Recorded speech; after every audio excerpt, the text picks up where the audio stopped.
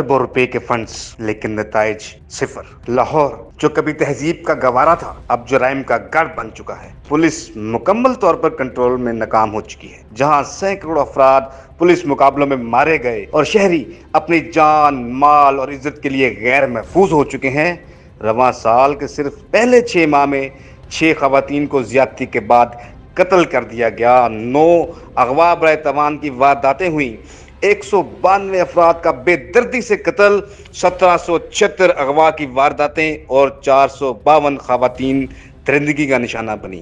सबसे खौफनाक पहलू ये कि हजारों मुकदमात दर्ज ही नहीं किए गए, जबकि पुलिस अफसरान आला सूबाई की आदत को सब अच्छा है कि झूठी तसल्लियां दे रहे हैं। जुराइम में इस होशरुबा इजाफे ने न सिर्फ पुलिस की कारकर्दगी का पोल खोल दिया है, बल्कि शहरियों में खौफ, बेबसी और अदम तहफ़्फ़ुज़ का शदीद एहसास पैदा कर दिया है। अस्सलाम वालेकुम व्यूअर्स, आप देख रहे हैं खबर डिजिटल रिपोर्टर्स कॉर्नर और मैं हूं ज़ुहैब भट्ट। रवां बरस पंजाब भर में बढ़ते हुए जुराइम ने इंतजामिया पे सवालिया निशान बनाया हो। वो गैंग रेप्स हो, वो चोरियां हो, वो डकैतियां हो, वो किसी किस्म के दहशतगर्दी के इंसिडेंट्स हो, इंतजामिया उनको कंट्रोल करने में, पूरी तरह काबू करने में नाकाम नजर आ रही है। इसी हवाले से हमारे साथ ज़िया बलोच साहब मौजूद हैं, सीनियर सहाफ़ी, इनसे जानते हैं ज़िया साहब क्या वजह बन रही है, आप क्या देखते हैं कि इन 6 माह के अगर आप रेशियो देखें तो जो क्राइम का रेशियो इंक्रीज हुआ है उसमें आप क्या देखते हैं, क्या वजूहत क्या बन रही है? गवर्नमेंट नाकाम है या कोई और जो है मालूमात? बट साहब, एक तो बहुत शुक्रिया, आपने याद किया। इंशाल्लाह आप पहले प्रोग्राम तो कर रहे हैं, इंशाल्लाह आप ये साथ रहेगा और अच्छे अंदाज में इंशाल्लाह हम कोशिश करेंगे कि अपने व्यूअर्स तक लेटेस्ट इंफॉर्मेशन और अच्छी अच्छी बातें पहुंचा सकें।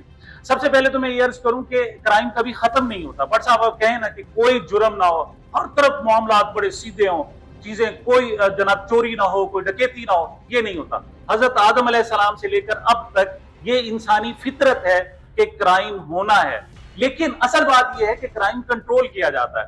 आप और कंट्रोल करने का एक मैकेनिज्म है, अल्लाह ताला ने दिया है, एक सजा एक जजा। जब भी आप क्राइम पर सजा देंगे आप क्राइम कंट्रोल कर लेंगे, आप कम से कम को होता जाएगा। लेकिन आप सजा देना बंद कर देंगे तो क्राइम बढ़ता जाएगा। इसका सबसे बड़ा हजूर अकरम सल्लल्लाहु अलैहि वसल्लम ने एक बुनियादी फार्मूला दे दिया।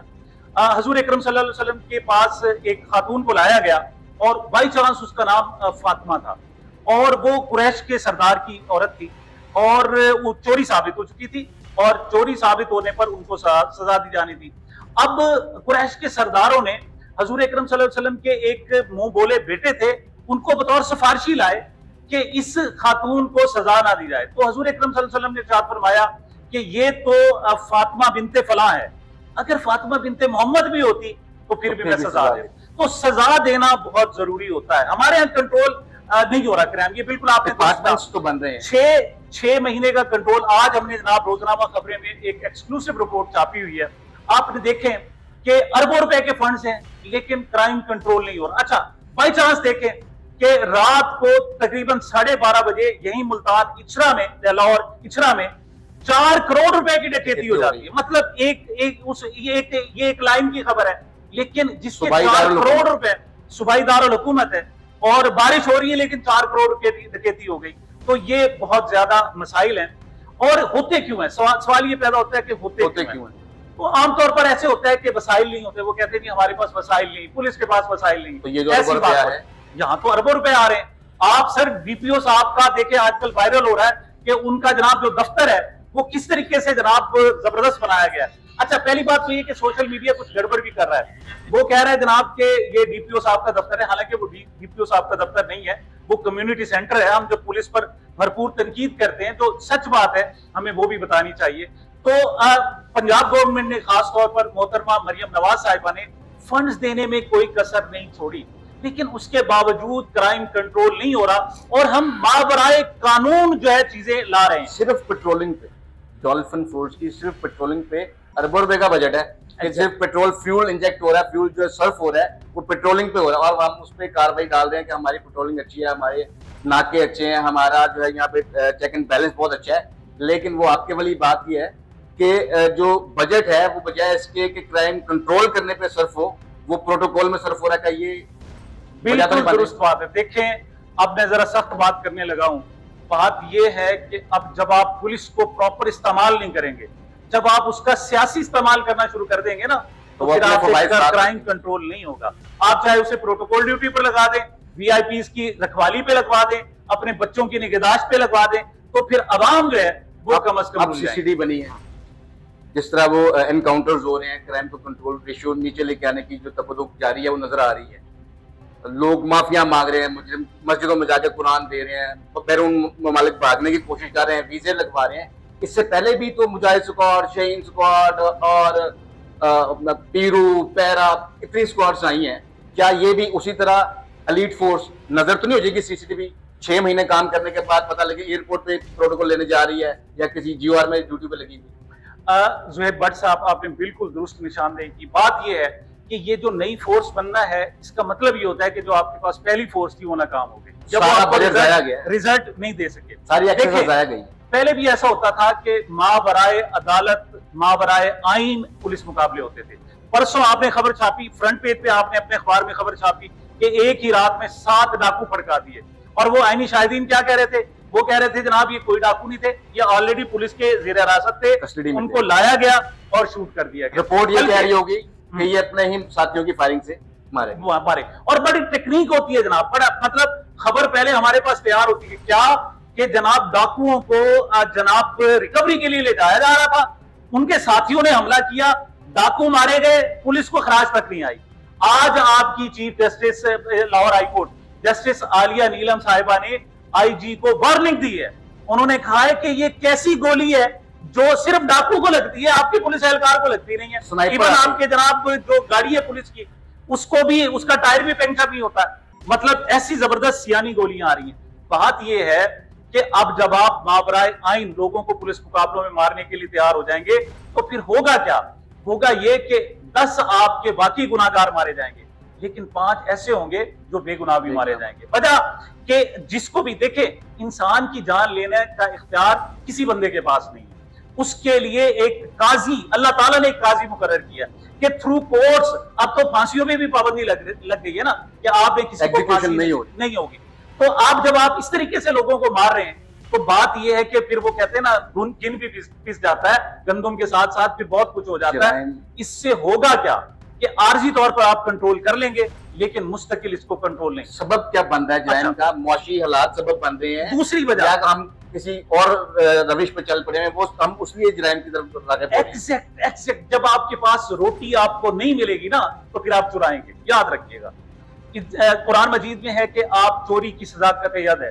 हजरत उमर फारूक रज़ियल्लाहु ताला अन्हु के दौर में एक जगह कहत पड़ गया, वहां खाना मिलना मुश्किल हो गया। कुरान की ये जनाब फैसला है, अल्लाह ताला की तरफ से है कि चोरी करने पर उसके हाथ काट दिए जाए, लेकिन हजरत उमर फारूक रज़ियल्लाहु ताला ने उस इलाके में जिसमें कहत था, ये सजा सस्पेंड कर दी। ये हमारी हिस्ट्री है, इस्लामिक हिस्ट्री। क्या आपने फरमाया कि बुनियादी अशिया, बुनियादी इंसानी जरूरियात, रोटी, कपड़ा, मकान, जो बाद में हमारे यहाँ नारे लगा, ये स्टेट की जिम्मेदारी है कि हर इंसान को प्रोवाइड करे। इन जिम्मेदारियों के अदा करने के बाद भी अगर कोई चोरी करता है, फिर सजा होगी। उससे पहले आप जब तक अपनी जिम्मेदारियां पूरी नहीं करेंगे, लोगों को रोटी नहीं देंगे। एक बड़ा किसी ने खूबसूरत जुमला कहा, उसने कहा जी कि हमारे यहाँ साइंस इस तरह इतनी एडवांस हो गई कि हमारे यहाँ जनाब भूख खत्म हो गई। ऐसा नहीं है भट्ट साहब। बात यह है कि आज भी हम अपना जमीर बेचकर, अपनी गैरत बेचकर, अपनी इज्जत बेचकर लोग रोटी खा रहे हैं। अगर ये बेचना बंद कर देना, आपको लाहौर की सड़कों पर 1-2 नहीं, हजारों लोग भूख की वजह से मरे हुए नजर आए।